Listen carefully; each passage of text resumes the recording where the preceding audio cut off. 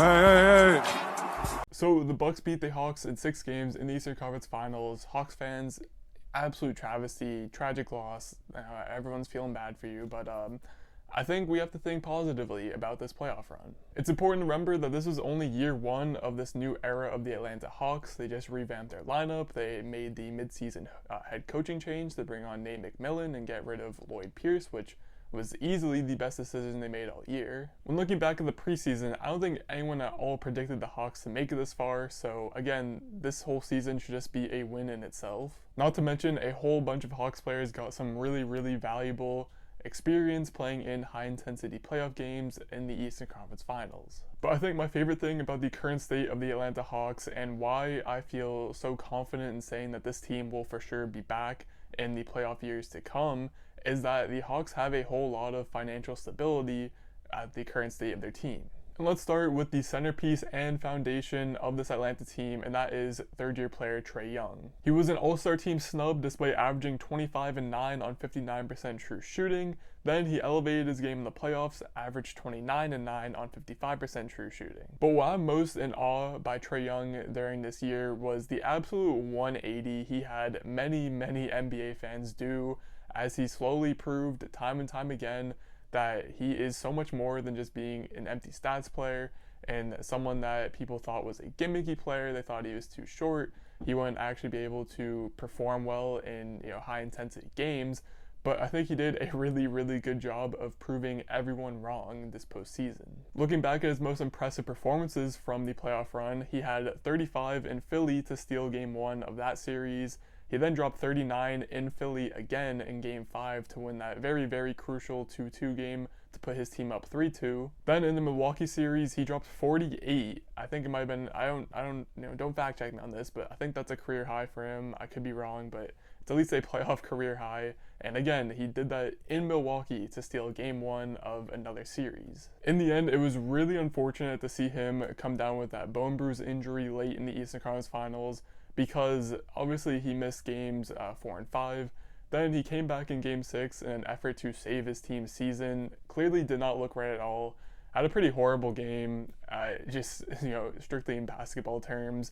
And unfortunately, again, just because of that one act, I feel like we have people, at least the dummies on the internet, calling Trae Young overrated again because he had one bad game when he was playing hurt and trying to, save his team. But I'm just happy that he has fully embraced this sort of a villain role in the current landscape of the NBA, because having someone like that in the league just makes the basketball games so much more fun to watch. Casual fans have someone to root for and root against. And overall, it just makes a lot of really fun storylines. Not to mention, he only has 1 more year left on his rookie deal, meaning he's up for an extension, and he will be another great young player who will be receiving his bag very shortly, and we always love to see that. Next, I'm going to group up some of the more recent acquisitions for the Atlanta Hawks dating back to the previous offseason and the year before that. So the guys like Danilo Gallinari, Bogdan Bogdanovic, Clint Capella, Chris Dunn, all those guys. And to recap, each of those guys were absolutely killer in their respective roles over this past season. The only one who didn't really pan out was Chris Dunn, but not for no reason. He missed a large majority of the season with injury, came back at the end of the year, and was kind of just thrown into the Eastern Conference Finals because of other injuries to other players. And that's definitely not the most fair way to judge a player. But Chris Dunn does have a player option for next season, so it'll definitely be very interesting to see if another team wants to take a look at him and maybe offer him some money, or if he takes next year as a way to rebuild, rebound from what happened this past season, and just regroup with this Hawks team for another year. Moving on to Danilo Gallinari, though, he was a seamless fit into the bench scorer role. I think a lot of people were confused when the Hawks signed him for $20 million a year just to be a bench player, and I'll admit, even I was a little confused by it. But it definitely panned out. Even if Gallinari's numbers dropped pretty drastically from previous seasons, just having him be able to be relied upon, especially in the playoffs when you have your bench units out there, just to know that you have a really good scorer on the court that can go get you a basket, that's always just a really nice safety insurance to have on your team. And Bogdan Bogdanovic also just continues to be a really great scorer and shooter. Not only did he post a new career high of 44% shooting from 3, but I actually went back and saw that he was only 3% short of a 50-40-90 season because he was only a 47% field goal shooter. I know, horrific, so bad. But he was another guy that in the playoffs, it was really unfortunate for him because he was dealing with that knee injury for most of the time, and you could definitely tell that there was a dip in his production. But even then, at the end of that Milwaukee series with Trae Young out, he stepped up, was hitting a ton of threes, and then Clint Capella might have had his best season as an NBA player in this past year. Not only did he lead the league in rebounds per game, but he posted a 15-14 stat line while also averaging 2 blocks a game, and he's just such a dominant player in the paint on both ends of the floor. I know the finishing at the rim got pretty suspect at one point in that playoff run, especially. But as a rim protector and just as a strictly vertical threat on both offense and defense, he's one of the best players in the league at what he does. But the point stands with all of these guys. They all had great seasons, and the best part for the Atlanta Hawks is they are all on contract for at least the next 2 years, and all of them are pretty manageable deals.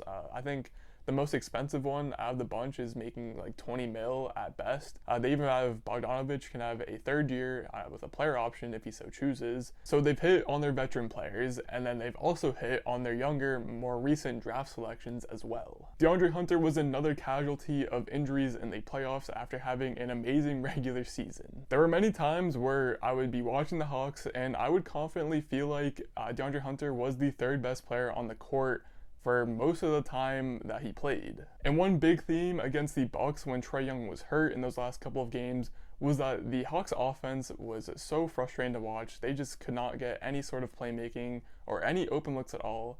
And I think DeAndre Hunter could have been a decent solution to that problem. He grew to become a really underrated shot creator, and he was able to get to the mid-range and knock down shots for the most part during the regular season, and although it could have been a different story with the intensity and pressure in the playoffs, I still think it would have been a great learning experience, and who knows, he might have done a pretty solid job. He also still has 2 years left on his rookie contract with the Hawks. Next, Onyeka Okongwu, he missed the start of his rookie season because of injuries, which is becoming a running theme for this Hawks team this past season. But he came back, and especially in the playoffs, he was a very, very dominant force on the defensive side of the ball. Although he saw limited minutes, he matched up with Embiid and Giannis for the most part when he was playing in the 2nd and 3rd rounds, and he might have legitimately been Atlanta's best option on defense for both of those players, which, again, assuming the Hawks are going to make it back into the playoffs and be a contending team for the next couple of years,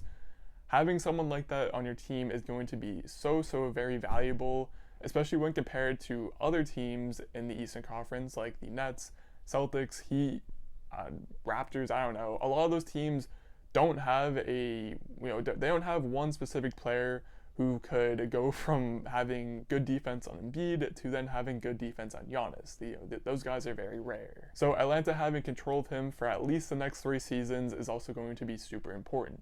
And then there was Cam Reddish. Even prior to these playoffs, I understood that Reddish was a young prospect with a ton of potential in this league, and he had shown a lot of flashes during his rookie season. But then he comes in, gets thrown into the Eastern Conference Finals after 4 months of not playing with that Achilles injury, and he blew the doors off of it. In his team's most important game of the season, he was one of the few guys who stepped up and actually scored the ball. He had 21 points, shot 6 of 7 from 3, and even played some great defense as well. Even to the point that after the game was over, he got huge praise from his head coach Nate McMillan, who compared him to a younger Paul George, which I know how we all feel about Paul George at this point, but that's still very, very high and great praise to get. Plus, like DeAndre Hunter, Cam Reddish is also on contract for at least the next 2 seasons with Atlanta. Now, the one unfortunate side of all of this that I've been talking about for the past 10 minutes or so is that there are players on the team who unfortunately do not quite fit with the timeline. Players like John Collins, who finds himself in a very, very interesting spot in this offseason.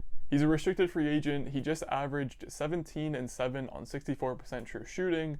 Plus, if you add in the year prior where he had a much bigger role on the Atlanta team, he averaged 21 and 10 on 66% true shooting. Because of that, it'll be very likely that a team is going to throw a good sum of money at him for Atlanta to match the offer.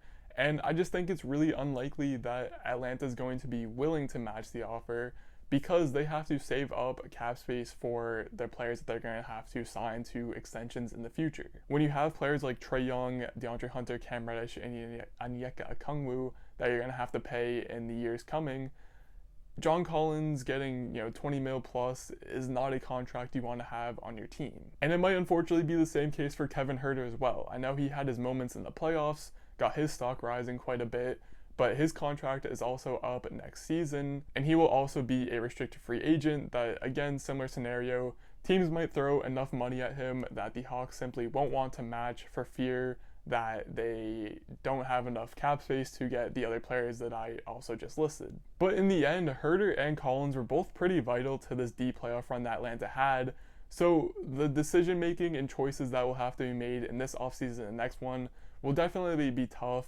despite the fact that Atlanta most likely has the talent to fill their shoes in the case that they get signed away to a different team. And before you go comparing them to the Miami Heat of the 2020 season and the bubble, I don't think that's the case at all, just because this Atlanta team has so much more talent than that Miami team, plus they're a whole lot younger than that Miami team as well. So again, I don't think they're comparable at all. This Hawks team actually has a legit future to them. And with the Hawks emerging as a contending team in the East, it only adds to the bloodbath that I assume will be coming in the Eastern Conference.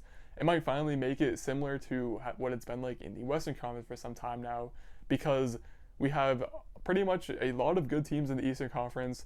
They're getting healthy this offseason. They're reinforcing their lineups, with the Celtics, the Nets, Raptors might be coming back soon. Miami might be coming back next season. Milwaukee's still there.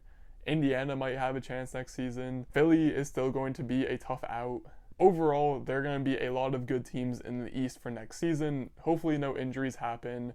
But at the end of the day, I think 100% the Atlanta Hawks will still be in the thick of the playoff race and be a contending team for years to come.